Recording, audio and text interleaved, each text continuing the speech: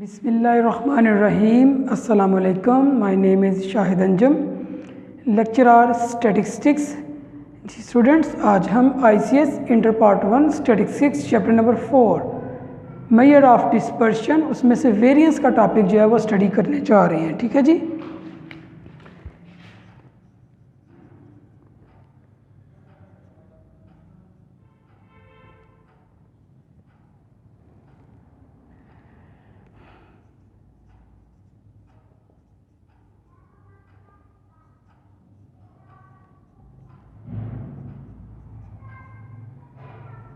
Statistics chapter number 4 है major of dispersion, और आज का आपका टॉपिक जो है वो है variance.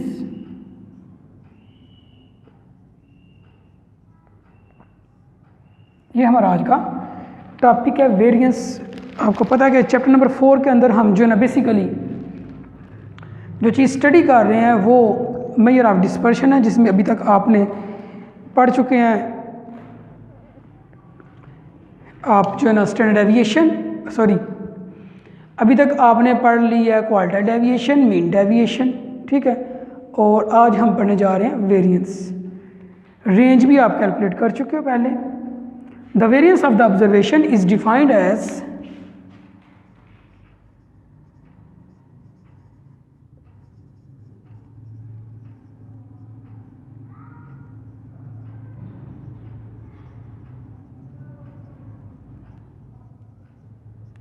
the variance of the observations is defined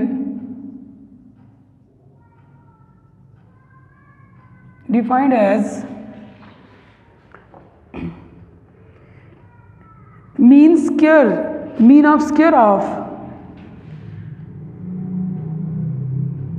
mean of square of the observation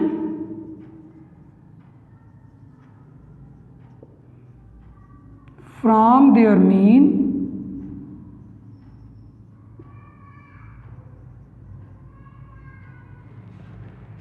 ठीक है, from their mean is called from their all the variance of the observation is defined as the mean of square of the all observation from their mean is called variance। ये इसकी definition है। By definition अगर हम देखें तो variance का formula it is denoted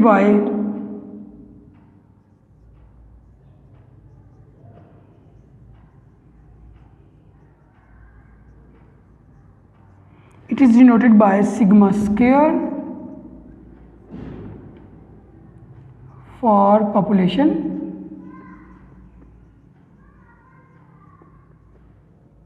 and S square for samples। ठीक है, इसको हम सिग्मा स्क्वायर से डिनोट करेंगे जब पॉपुलेशन का वेरिएंस होगा, हम एस स्क्वायर से डिनोट करेंगे जब हमारे पास सैंपल का वेरिएंस होगा।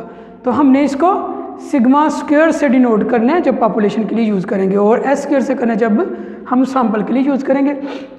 अब बाय डेफिनेशन सिग्मा स्क्वायर का जो फार्मूला आपके पास बनेगा, जिसको हम वेरिएंस ऑफ एक्स कहते हैं, sum of I varies from 1 to n, capital N यहाँ पे लगाएंगे, X I minus X bar whole का स्क्वायर ओवर n।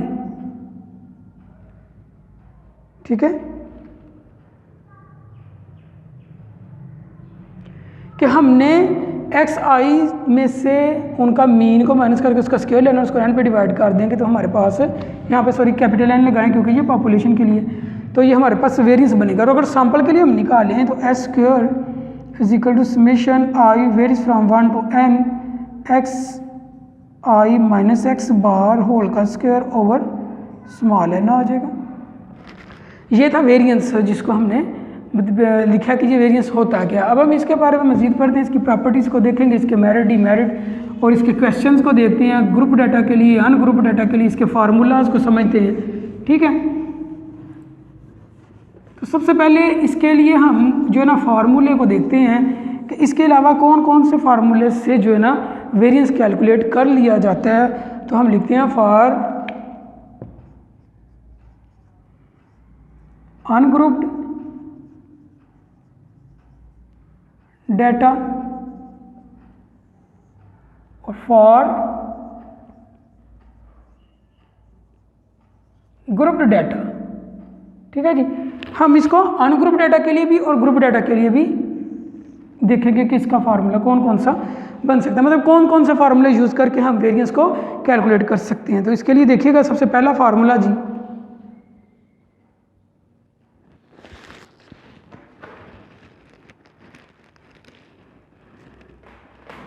जी देखिएगा, अनग्रुप डाटा के लिए मैं सैम्पल का लिख लूँ S square is equal to sum of X square I varies from 1 to n over n minus sum of X I varies from 1 to n X I over n whole का square. Ungroup data के लिए एक ये formula है और group data के लिए S square is equal to sum of F X I whole का square over sum of F I varies from 1 to n I varies from 1 to n minus summation F X I varies from 1 to n I over summation F I varies from 1 to n whole का square. इसको computational formula कहते हैं। By definition formula आप जानते हैं, summation X I minus X bar whole का square over N I varies from 1 to n S square is equal to summation I varies from 1 to n F I X I minus X bar whole का square over summation F. तो ये आपके पास आ जाएगा group data के लिए by definition. इसी format को हम ऐसे भी लिख सकते हैं, S square is equal to summation X I whole का square I varies from 1 to n over n minus, ये देखिए sum of X over n X bar के इक्वल होता है, तो हम यहाँ पे एक्स बार का मीनिंग स्क्वायर लिख सकते हैं। यहाँ पे भी देखिएगा S square is equal to summation I varies from 1 to n F X I whole का स्क्वायर ओवर n यहाँ पे समेशन एफ के इक्वल होता है आपको पता है, minus summation F X I whole का सॉरी ओवर n। ये जो था इसको अब हम देखें क्योंकि ये मीन के इक्वल है ना, तो हम एक्स बार लिख सकते हैं होल का स्क्वायर। ठीक है, तो बेसिकली ये तीन जो फार्मूले जो मोस्टली वेरिएंस के अंदर यूज़ किए जाते हैं। ठीक है, कि इनके जो अनग्रुप के लिए ये तीन फार्मूले और ग्रुप के लिए ये तीन फार्मूले जो ज़्यादातर इंटर में यूज़ किए जाते हैं, ये वो फार्मूले हैं। अब हम इनका यूज़ भी देखते हैं क्वेश्चन के अंदर, अनग्रुप डाटा और ग्रुप डाटा का क्वेश्चन करते हैं, फिर हम इसकी प्रॉपर्टीज़ को देखेंगे वेरिएंस की, इसके मेरिट और डिमेरिट को पढ़ेंगे। ठीक है जी, अभी हम एक क्वेश्चन करते हैं अनग्रुप डाटा के लिए, फिर एक क्वेश्चन करेंगे ग्रुप डाटा के लिए।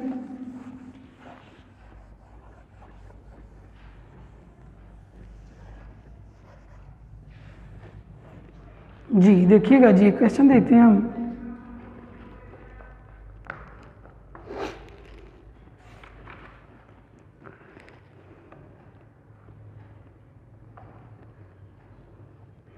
अनग्रुप डाटा का क्वेश्चन है, हम इसको दो मेथड से करेंगे। चलें पहले सिंपल एक क्वेश्चन ले लेते हैं जिसका हम वेरिएंस फाइंड करते हैं। लेट्स सपोज ये क्वेश्चन है, एक्स दिए गए हैं आपको 1 2 3 4 5। बाई डेफिनेशन फार्मूला भी लगाते हैं हम, और दूसरा फार्मूला बाई डेफिनेशन अगर देखा जाए तो सिग्मा स्क्वायर जो यहाँ एस स्क्वायर है वेरिएंस ऑफ एक्स हम लिख लेते हैं, ये होता है summation X I minus X bar whole का square over N I varies from 1 to n। एक हम ये फार्मूला लगाएंगे और एक ये लगाएंगे ताकि आपको पता चल जाए कि बाई डेफिनेशन और जो फार्मूला हम कंप्यूटेशन लगाते हैं इनमें फार्मूले का फ़र्क है, आंसर में फ़र्क नहीं आता। समेशन एक्स का square over n minus summation X over n whole का square I varies from 1 to n, I vary from 1 to n।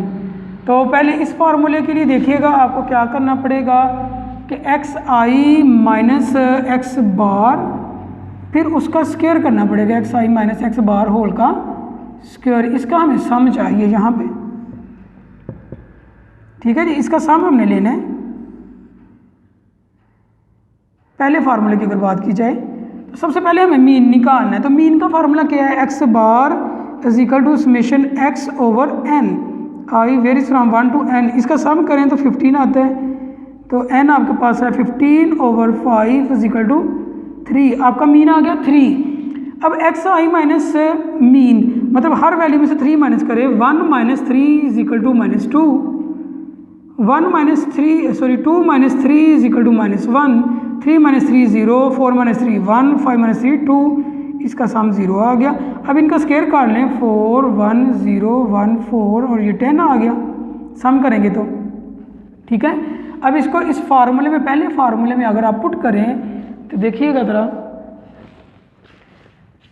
Variance of X is equal to, इसका सम आपके पास आ रहा है स्क्वायर का 10 ओवर n आपके पास कितने हैं, 1 2 3 4 5 5 1 और 5 5 2 आर 10, तो इसका वेरिएंस क्या आ गया 2। ये हमने किया है बाय डेफिनेशन।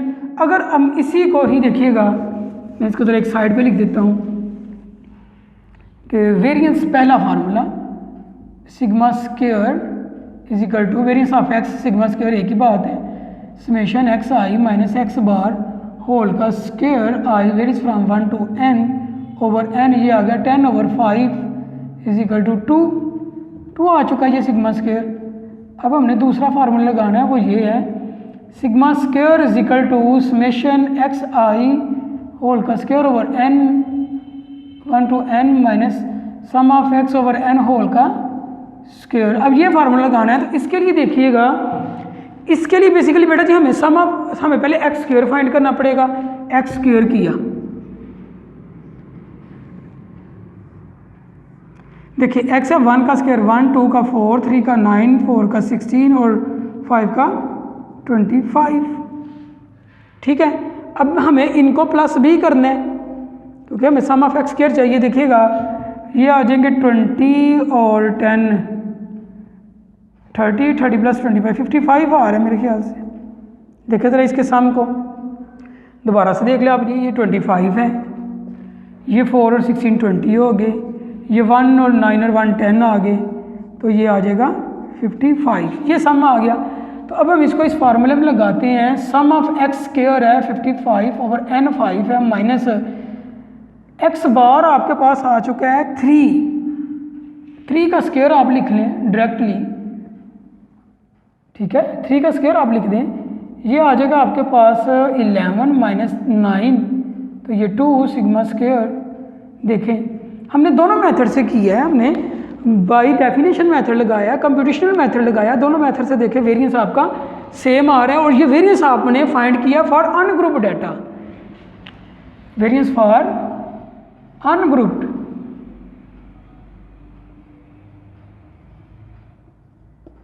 ठीक है। ये था हमारे पास अनग्रुप डाटा का वेरिएंस। देखे बेटा जी इसमें हमने क्या किया है कि हमें क्वेश्चन दिया गया एक्स आई, हमने बाई डेफिनेशन फार्मूला लिखा, उसमें हमने देखा कि एक्स आई में से एक्स बार को माइनस करके उसका स्क्वायर लिया गया है, फिर उसका सम किया गया और उसको एन पे डिवाइड किया गया। हमने क्या किया, हमने एक कॉलम बनाया जिसमें से हमने एक्स आई में से एक्स बार माइनस किया, एक्स बार हमने इसका पहले फाइंड आउट किया, मीन निकाला, फिर हमने इस कॉलम का स्क्वायर किया क्योंकि हमें स्क्वायर चाहिए, जो इसका स्क्वायर का सम आया उसको हमने एन पे डिवाइड किया तो हमारे पास 2 वेरिएंस आ गया। फिर हमने इसी क्वेश्चन को बाय डेफिनेशन किया जिसमें हमें एक्स का स्क्वायर और एक्स सिंपल एक्स का और एक्स स्क्वायर का सम चाहिए था। तो हमारे पास एक्स का सम तो है, एक्स स्क्वायर का सम निकालने के लिए हमने एक्स वैल्यूज़ का स्क्वायर किया, उनको सम किया, वो 55 ओवर 5 क्योंकि 5 वैल्यूज़ हैं, और ये एक्स बार हमारे पास क्योंकि 15 ओवर 5 3 आना था तो हमने डायरेक्ट क्योंकि हम निकाल चुके हैं पहले भी, मीन है तो 3 लिखा और 3 का स्क्वायर इसको हमने सॉल्व किया तो ये भी 2 के ही इक्वल आ गया। अब हम ये किसका क्वेश्चन करते हैं, ग्रुप डाटा के लिए सॉल्व करते हैं इसको, वेरिएंस फॉर ग्रुप डाटा। पहले अभी हमने अनग्रुप डाटा का सॉल्व किया जिसमें हमने 2 मेथड लगाए हैं, अब हम ग्रुप डाटा को किसी भी एक मेथड से कर सकते हैं, मेथड चेंज करने से आंसर में फ़र्क नहीं आता। ये आप देख चुके हैं, मैंने आपको ग्रुप डाटा में ये बात समझा दी है कि अगर आप दोनों मेथड लगा लें या तीसरा मेथड भी लगा लें तो आंसर सेम ही रहेगा, आंसर पे फ़र्क नहीं आएगा। तो इसलिए आपने कोई सा मेथड भी यूज़ कर लेना, इस पर कोई आपको रिस्ट्रिक्शन नहीं है, जो सा मर्जी मेथड आप लगा लें। या फिर ऐसा हो सकता है कि आपको जो मेथड रिक्वायर्ड होगा क्वेश्चन में कि कहा जाए कि इस मेथड से लगाएं, तो फिर वो आपने वही लगाना है। Variance for group data,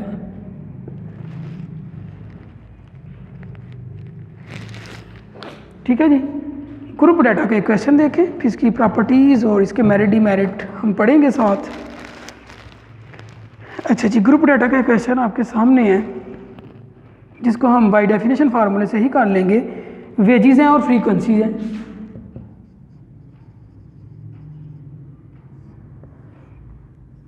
frequency, ये दो चीज़ें आपको गिवन है, ठीक है। पहले मैंने दोनों मेथड से किया था, अब सिर्फ मैं इसको जो है ना वो बाय डेफिनेशन ही कर दूंगा। 30 to 35, 35 to 40, 30 to 35, 35 to 40, 40 to 45, 45 to 50, 50 to 55, 55 to 60, 60 to 65, ये हमारे पास डेटा है। अब हम इनकी फ्रीक्वेंसीज भी लिख लेते हैं। फ्रीक्वेंसीज है 12, 18, 29, 12, 18, 29, उसके बाद है जी 32, 16, 8, 32, 16 है, मिस्टेक हो गई जी।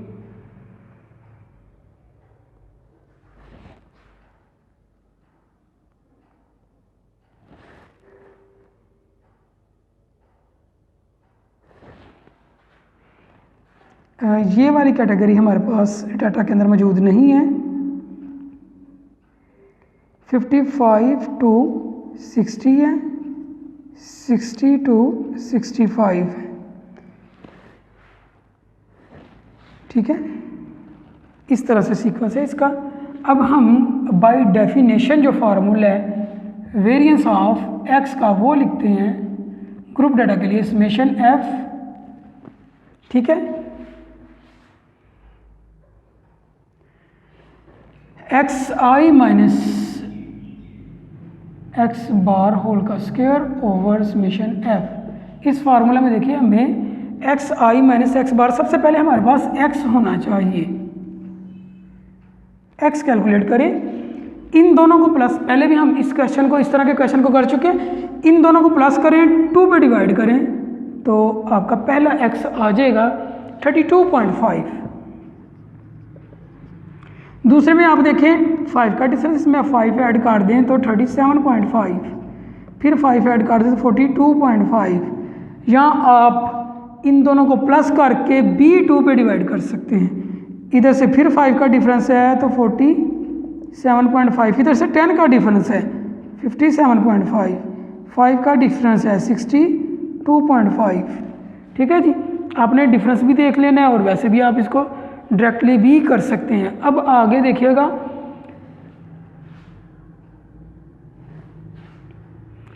हमने एक्स आई में से उसका मीन सबसे पहले माइनस करें ना, मीन निकालें। इसका मीन क्या आएगा आपके पास,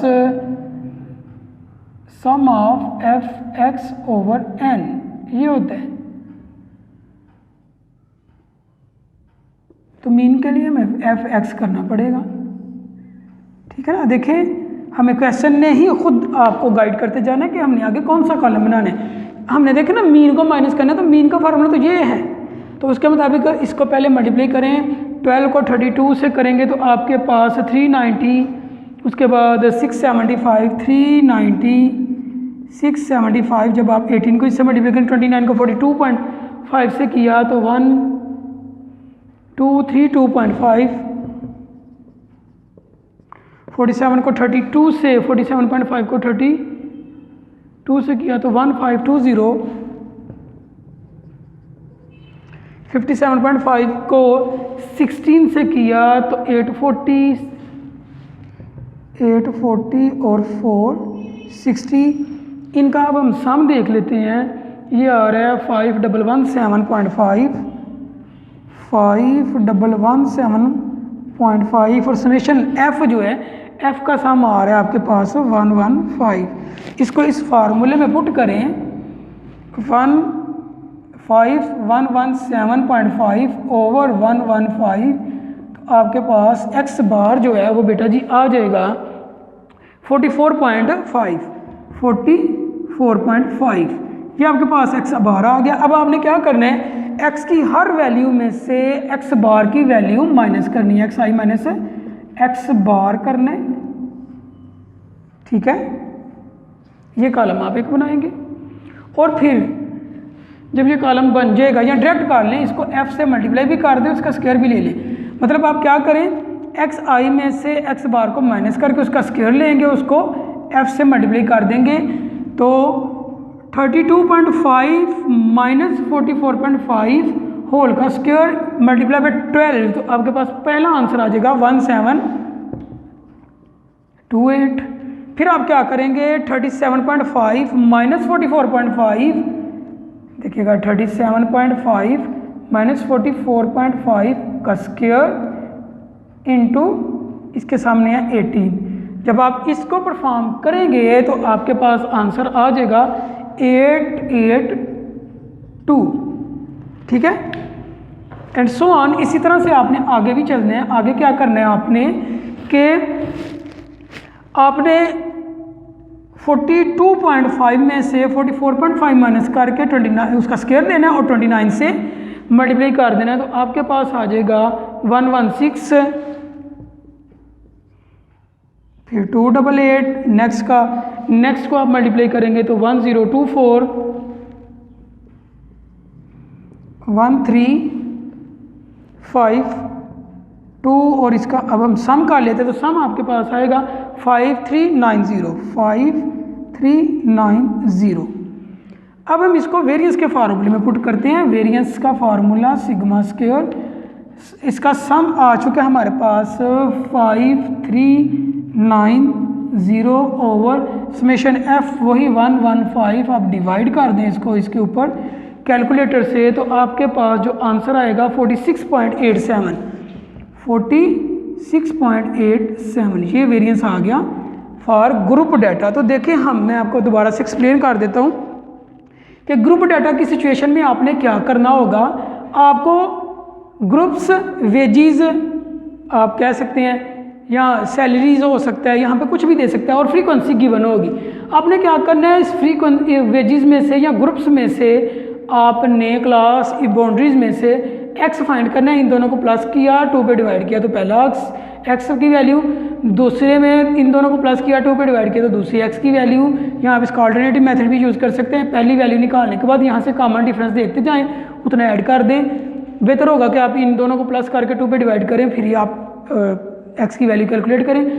फिर हमने देखा कि हमारा जो फार्मूला है उसमें एक्स आई में से एक्स बार को माइनस किया गया है। हमने एक्स बार फाइंड करना है, तो उसके लिए मैं एफ एक्स, क्योंकि ग्रुप डाटा ना, ग्रुप डाटा का मीन का formula summation F X over summation F, तो एफ और एक्स को मल्टीप्लाई किया, इनका सम लिया, एफ वैल्यू का सम लिया, उनको डिवाइड किया तो आपके पास मीन आया। मीन की हर एक्स की हर वैल्यू में से उसका मीन माइनस करके उसका स्क्वायर लिया, फिर उसको हमने एफ से मल्टीप्लाई किया तो हमारे पास ये कॉलम बना। इस कॉलम का सम हमने, क्योंकि फार्मूले में ऊपर रखा, समेशन एफ नीचे रखा, डिवाइड किया तो आपके पास 46.87 वेरिएंस आ गया। ये था वेरिएंस फॉर ग्रुप डाटा। आगे हम चलते हैं, इसकी प्रॉपर्टीज़ की बात कर लेते हैं वेरिएंस की। ठीक है जी,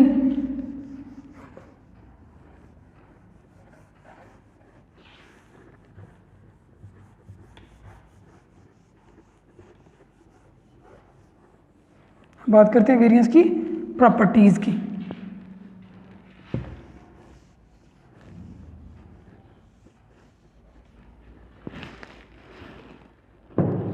properties of variance.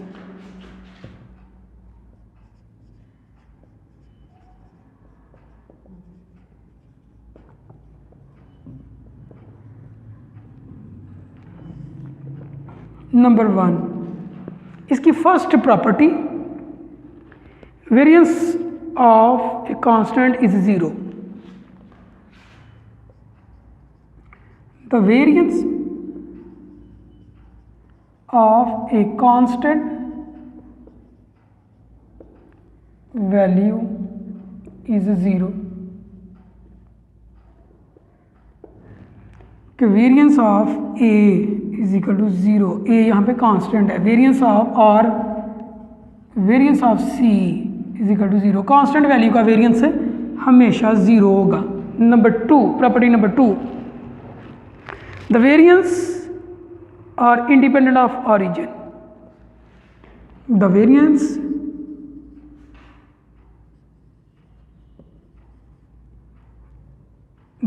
is independent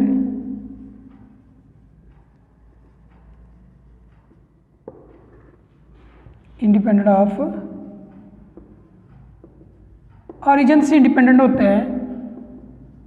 मतलब क्या, वेरिएंस ऑफ x प्लस ए, कोई भी नंबर ऐड कर दे तो ये आ जाएगा वेरिएंस ऑफ x। ठीक है। Number 3, property number 3, property number 3 देखें इसकी वेरिएंस की।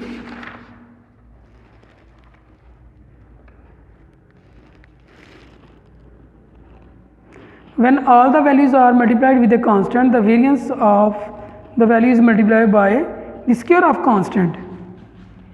When the all values are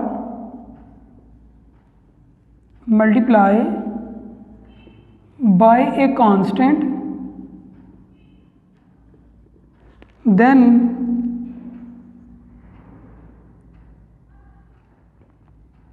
the square of constant is multiplied by variance। ठीक है। ये थी इसकी थर्ड प्रॉपर्टी कि अगर किसी कांस्टेंट वैल्यू को मल्टीप्लाई किया जाता है, जैसे कि देखिएगा हमने x1 के साथ भी ये, x2 के साथ भी ये, x3 के साथ भी ये एंड सो ऑन, xn के साथ भी ये, तो जब हम इसका वेरिएंस निकालेंगे तो वो आ जाएगा ए स्क्वायर वेरिएंस ऑफ x। ठीक है। वेरिएंस ऑफ x के साथ एक कांस्टेंट का स्क्वायर मल्टीप्लाई कर देंगे, ये इसकी थर्ड प्रॉपर्टी है। ठीक है।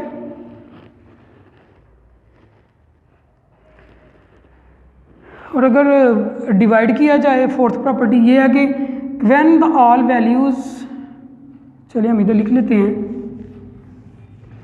इसको, 4 का नाम, ये तो थर्ड थी ना, इसी को मैं 4 बनाने लगा हूँ। देखिएगा इसमें हो जाएगा ना, फोर्थ इस तरह से बनेगी, when the all values are divide by, multiply की जगह पे अब क्या आ जाएगा,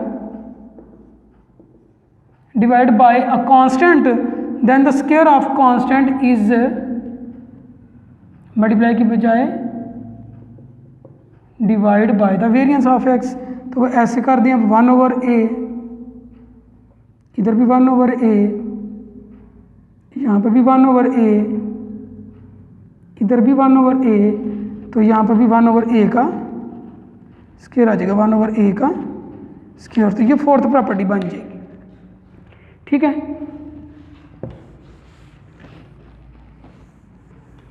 ये था आपका वेरिएंस का टॉपिक, जिसमें आज हमने वेरिएंस और group variance for ungroup data, variance के फार्मूलाज को देखा, जिसमें हमने पढ़ा कि किस तरह से हम वेरिएंस को फाइंड कर सकते हैं। हमने वेरिएंस की प्रॉपर्टीज़ को भी स्टडी कर लिया, जिसमें आपने पहली प्रॉपर्टी ये पढ़ी कि अगर कांस्टेंट वैल्यू होगी उसका हम वेरिएंस लेंगे तो वो 0 आएगा।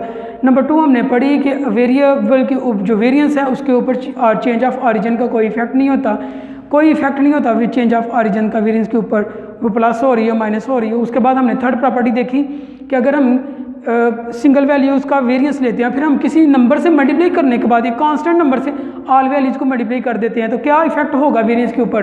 तो वो हमने देखा कि प्रॉपर्टी थी कि हम कांस्टेंट के स्केयर को वेरिएंस के साथ मल्टीप्लाई कर देंगे, और अगर हम डिवाइड कर रहे हैं तो फिर हमने पढ़ा कि हम कांस्टेंट के वेरिएंस के साथ उसको कांस्टेंट के स्केयर के साथ उसको डिवाइड कर देंगे वेरिएंस ऑफ एक्स को। तो ये था बेसिकली आज का टॉपिक जिसमें हमने वेरिएंस के मतलब डिटेल से पढ़े। ओके बेटा जी, अपना ख्याल रखिएगा, नेक्स्ट लेक्चर में दोबारा मुलाकात होगी। अल्लाह हाफिज़। वीडियो पसंद आई तो लाइक करें, अपनी राय कमेंट करें। ऐसे ही मजीद वीडियोस के लिए हमारा चैनल सब्सक्राइब करें और बेल का आइकन दबाएं ताकि आपको हर वीडियो का नोटिफिकेशन मिलता रहे।